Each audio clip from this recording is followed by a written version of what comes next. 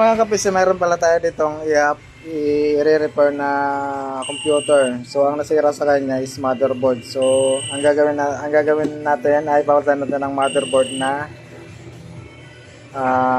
MSI na B550N Pro DHC, yung may wifi na to. So ang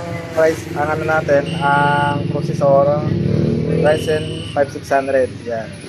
So ito yung kanyang SIM.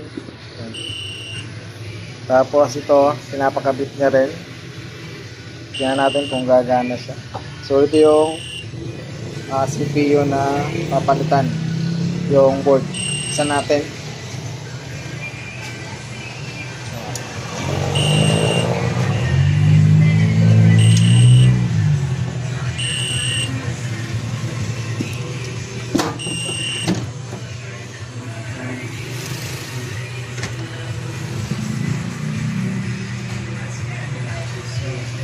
So mayroon siyang video card yan.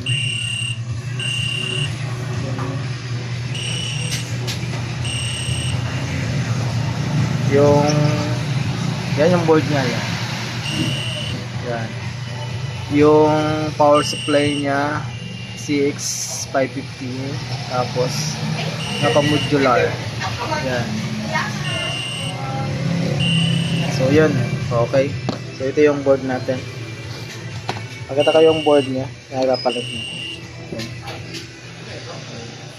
Malaki siya guys, malaki. Buksan natin.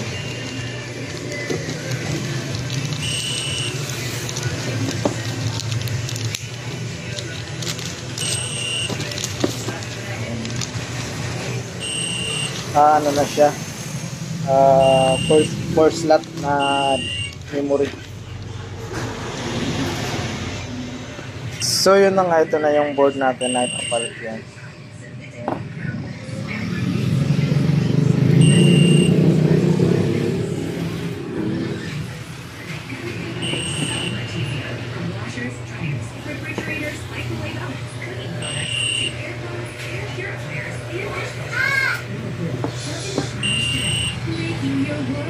So yun, saksak na natin dito mamaya pagkatapos na malagay yung processor.